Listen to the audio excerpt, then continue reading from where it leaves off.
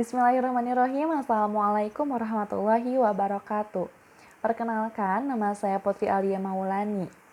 Di sini saya sebagai perwakilan kelompok 12 akan membawakan sedikit hasil penelitian dari beberapa surat yang telah kami teliti sebelumnya. Surat-surat yang telah kami teliti meliputi Quran Surat Al-Qasas ayat 77, kemudian Quran Surat Al-Ahzab ayat 21, dan Quran Surat Al-A'raf ayat 157. Di mana ketiga surat itu membahas tentang pendidikan perasaan atau emosi. Baiklah, untuk yang pertama di sini saya akan menyampaikan beberapa esensi dari setiap suratnya. Untuk yang pertama, dalam Quran Surat Al-Qasas ayat 170, dalam Quran Surat Al-Qasas ayat 77 memiliki esensi hendaknya kita sebagai umat muslim hidup secara seimbang dengan mengutamakan kebahagiaan akhirat sebagai visi dalam kehidupan kita dan juga merangkul kehidupan dunia serta kenikmatannya dengan sesuai dengan ridho Allah Subhanahu wa taala yang mana akan menjadi bekal untuk akhirat kelak.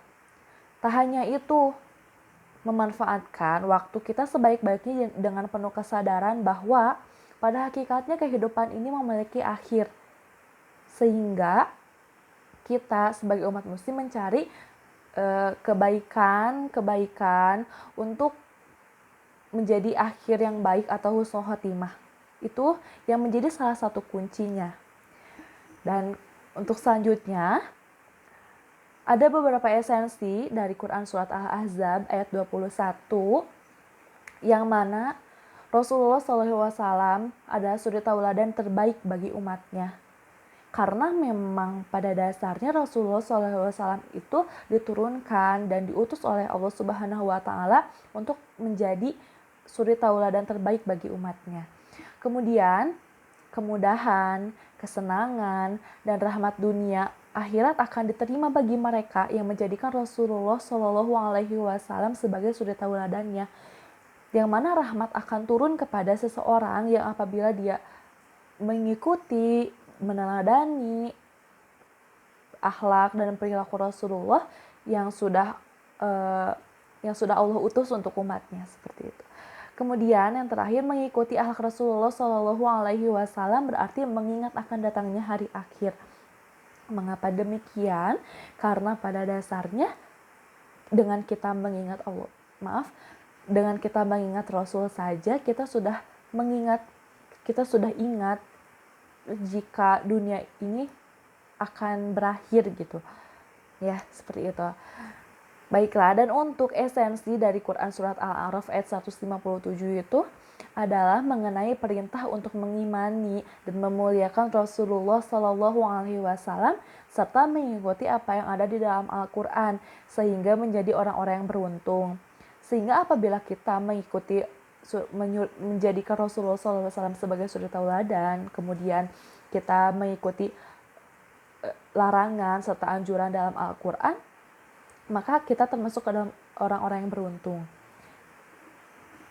Ini nilai-nilai pendidikan dari ketiga surat tersebut.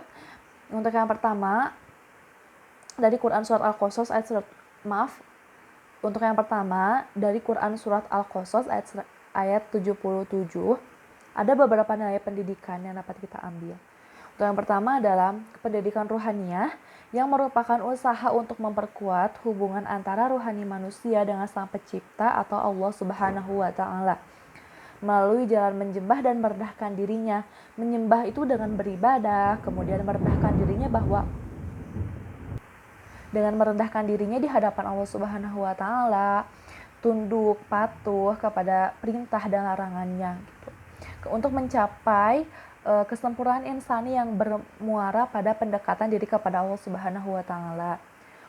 Yang kedua adalah pendidikan jasmaniyah, yang merupakan usaha untuk memperhatikan dan memenuhi kebutuhan-kebutuhan yang bersifat jasmaniyah bagi manusia. Maksudnya, pendidikan jasmaniyah ini yang untuk menambah atau untuk memenuhi kebutuhan-kebutuhan yang dibutuhkan oleh raga ya, yang dibutuhkan oleh raga setiap insan, seperti itu. Kemudian yang ketiga adalah pendidikan ihsan atau membimbing manusia dalam bertingkah laku sehari-hari baik terhadap Allah Subhanahu wa taala maupun kepada sesama makhluknya. Jadi maksudnya pendidikan ihsan ini adalah perilaku atau kebiasaan sehari-hari yang memang sesuai ajaran atau sesuai perintah Allah Subhanahu wa taala gitu ya.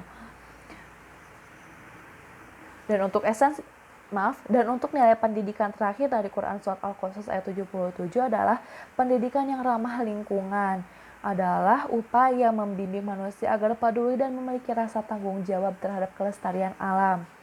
Nah, sehingga bukan hanya diri, bukan hanya Al-Quran, bukan hanya diri sendiri, bukan hanya sesama makhluk yang harus kita jaga, tetapi alam semesta atau lingkungan juga khususnya gitu ya harus dijaga juga gitu, karena ya semua yang ada di bumi ini adalah titipan dari Allah Subhanahu wa taala. Kemudian untuk nilai pendidikan dari Quran Surat Al-Ahzab ayat 21 itu adalah di mana Rasulullah memiliki kesabaran dalam menghadapi cobaan dalam keadaan kesabaran dalam menghadapi cobaan dan keadaan. Maksudnya begitu besar kesabaran Rasulullah SAW dalam menghadapi segala cobaan dan keadaan yang terjadi pada saat itu, di mana Rasulullah merasakan lapar yang amat sangat, namun tidak ada apa-apa yang bisa dimakan gitu. Sehingga karena Rasulullah memiliki sifat yang penyabar, sangat-sangat penyabar, sehingga beliau kuat untuk menghadapi cobaan tersebut. Kemudian kepemimpinan yang diperlihatkan oleh Rasulullah SAW dalam berperang, di mana ketika perang tersebut Rasulullah melihatkan betapa baiknya beliau memimpin pasukannya dalam berperang sehingga dapat melawan gitu ya. Kemudian ternyata ada kelapangan dalam menerima kekurangan. Maksudnya kelapangan dalam menerima kekurangan.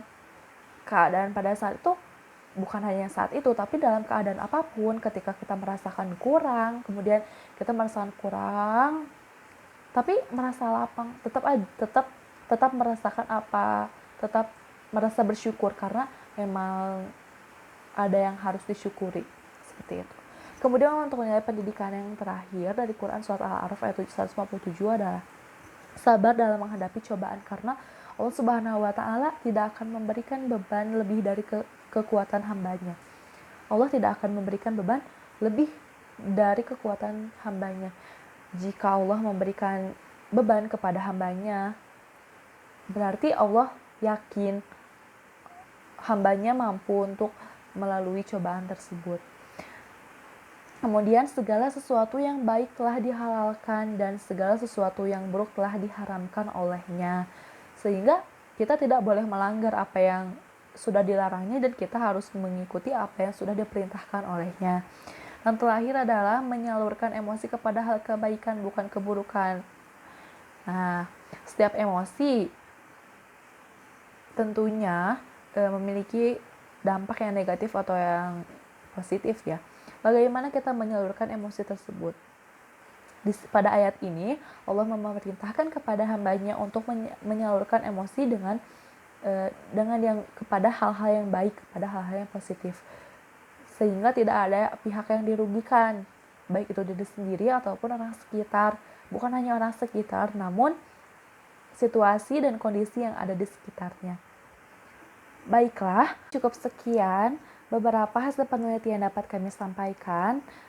Mohon maaf apabila banyak terdapat kesalahan dan ketidaksinambungan dalam materi, karena di sini kami masih dalam proses belajar. Semoga dapat bermanfaat bagi kami khususnya dan umumnya untuk kita semua. Syukron ala ihtimam minkum. Wabillahi taufiq wal hidayah. Wassalamualaikum warahmatullahi wabarakatuh.